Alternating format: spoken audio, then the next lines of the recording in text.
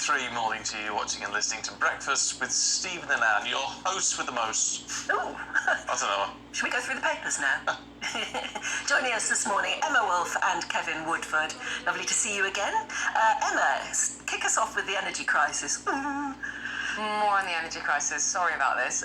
So this is in the Telegraph. Young workers head back to the office to cut their energy bills. So we've heard loads about working from home during the pandemic, and is it more productive, or is it actually just sitting at home skiving in your boxer shorts kind of thing, doing the laundry? But apparently now younger workers are saying that they will be keen to go back to the office in order to cut their energy bills. They really worried about putting on the heating, having the heating on during the working week. And they will prefer to go back to the office, frankly, and have their heating and their lighting covered by their employers, at least for part of the week. Well, I mean, look, it makes sense, doesn't it? Yeah. It does. Really ironic, though, in a way, isn't it? Yeah. You know, there they have been saying, I want to work from home, I want to work from home. And what sends them back to the office? It's literally the cold and not being able to afford the heat. Yeah, and actually it does make sense from a sort of collective point of view that you have a building that is, your office is covering the costs and that there are lots of people in one. But I think people are really worried, and I think that sitting, in cold homes trying to work, or people wearing heated blankets or whatever, that kind of thing, is going to be a real problem this winter. It's not easy to run. You're working from home, you're running your laptops, your computers, Yes. you're charging everything, you're keeping the heating going. I also think there's an issue about isolation and loneliness and people not collaborating and all of that. So whether it's more productive or not to work from home is, still up for debate. I think it'll be interesting when people actually get back to the office, and then after, once they've got through the winter, they'll be like, actually, I don't want to work from home again. Because you do get a bit get like back into that culture. I dreaded, when I was working from home, I sort of dreaded going back. But actually, once you're back, you think, no, this is better, actually. Yeah, absolutely. There's a lot to be said for it, isn't there, really? It's a whole social interaction thing, isn't it?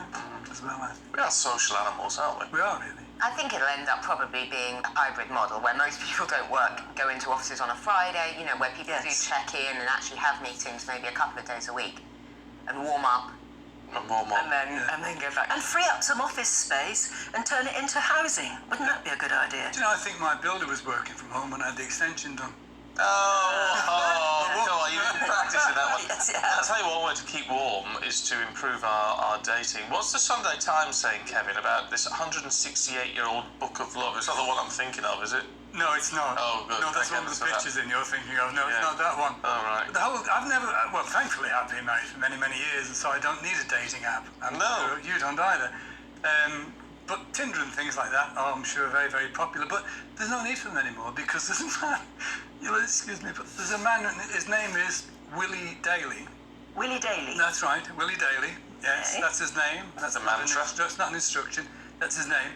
And those looking for love, they need to go to a little place in County Clare, because every year for 5 weekends, he holds this very sort of very love-catching period where he has a book which is 168 years old, handwritten, held together with shoelaces, and he's a matchmaker, is Willie Daly. But what's in the book? What's in the book is advice on how to actually find true love. So he does workshops. He sits at a bar called the Matchmaker Bar, right? Every year for 5 weekends. Somewhere in the region of 60,000 people searching for partners, love, romance, turn up for this particular event. 60,000 over the 5 weekends, and he sits with them and he advises them on how to find love. Does he charge them? It doesn't say whether he charges them, and I don't know the answer to that. If you don't, Willie, you should. Well, he should. Yeah. Absolutely. But he's very successful. I was going to say, what's the success rate? Absolutely. Very, very good. He reckons that he's been doing it over 50 years, and during the 50 years, he claims responsibility for over 3,000 marriages, not just relationships, but marriages. So he's a very successful guy. And all he does is he basically sits at the bar, people come in, he has the book, he talks to them about their needs and their likes and their dislikes, and he works his way through the 168 pages of this handwritten book. But who wrote the original book then? It's a mystery. Wow! The whole thing is a mystery. It wasn't Willie. No, it's not Because that it's old. 168 years old, and Willie's only been doing it for 50 years. But it's been handed down in Ireland. It's a bit like, it's the Blarney, isn't it, really? It's the kissing stone. Yeah. Yeah. Oh, I love that. Really though. like it. We'll have to get him on the programme. We should do. Yeah. Well, he'd be fat. He looks a real character as well, you know, big beard. I think he'd be fantastic on the show, really. But it's got to replace the dating apps. I just don't get my head around this whole dating app. Well, a lot of people say they find love on the dating apps. I'm sure they do. But I'm always a bit skeptical. It's probably a lovely way of getting to know people. Oh. I just wish I was a bit younger and perhaps I'd have a look at it. Although I'd be more interested. How long have you been married? I've been married for. Why did you ask me that? He doesn't know the A very answer. long A time. long time. You're not supposed to ask her. Is Mrs. W watching? She will be watching. Right, you're in so much trouble. Now when I go home. Well, she'll put you right, won't she? Yeah. will. Well, you see, you didn't. 52 years. 52. Yeah.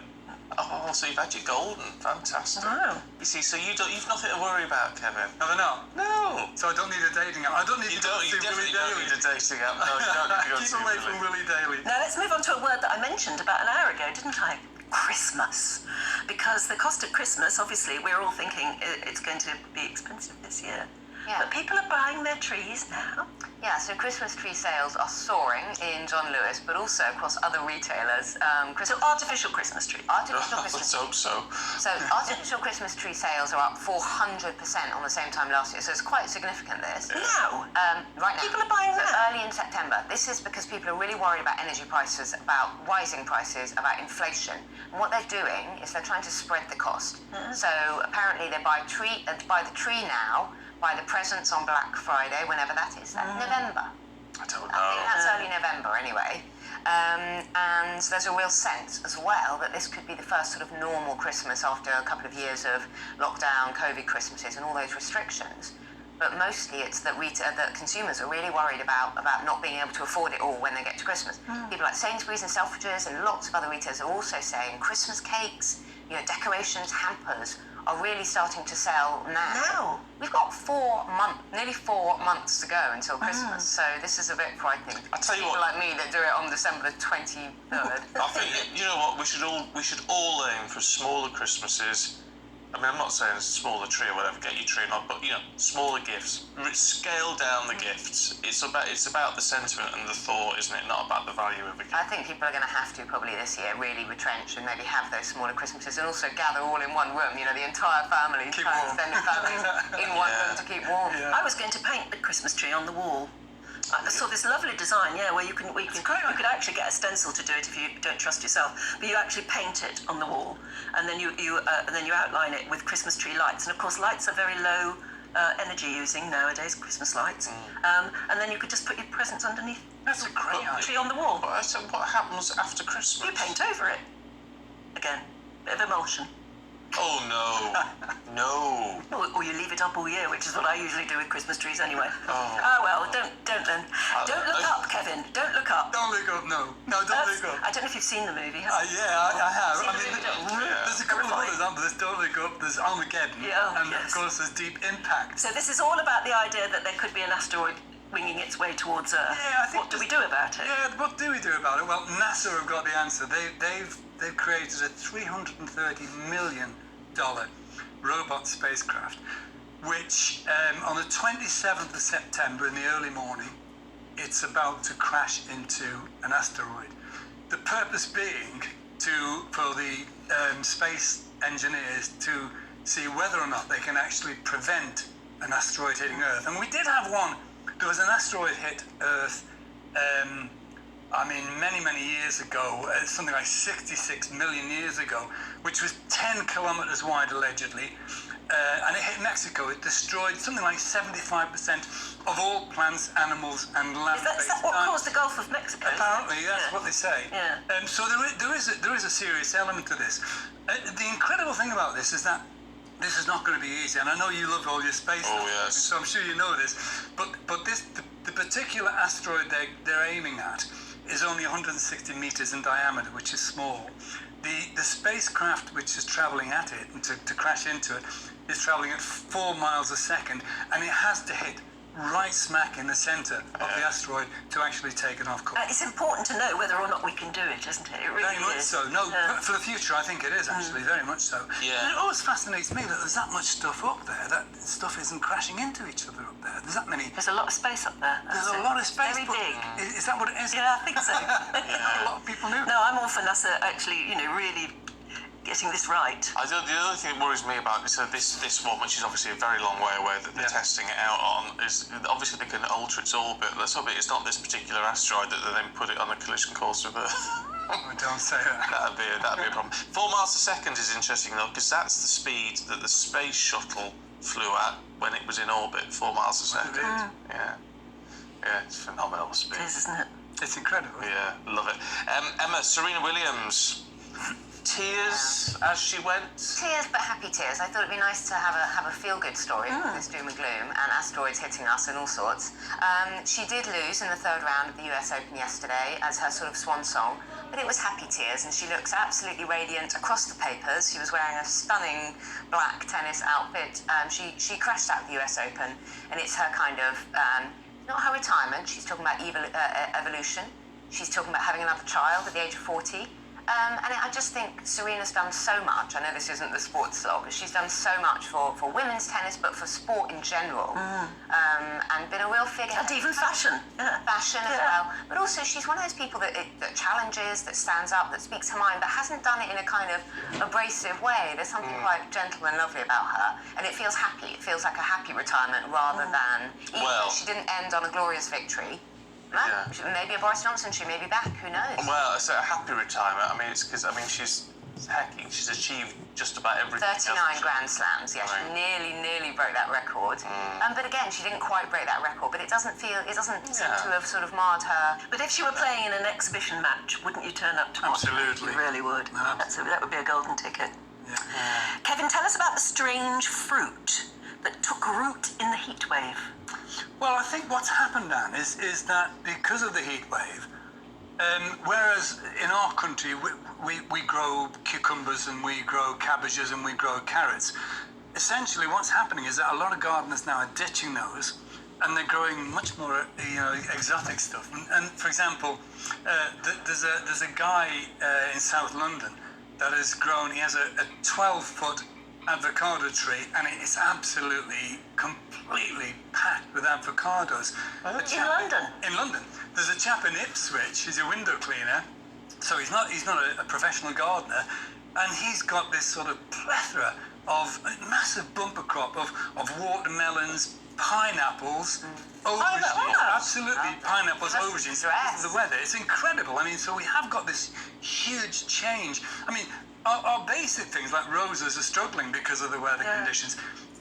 We lived in Spain for a long while, and we planted a very, very small fig tree, which we bought from the market in Marbella. Within 3 years, this fig tree was enormous, with a bounty of fruit.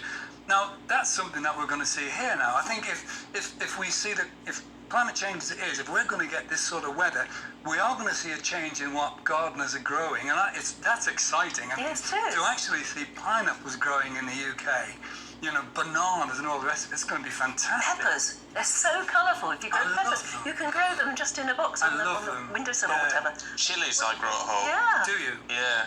Indoor or out? Indoor. Indoor chilies, yeah, it's great.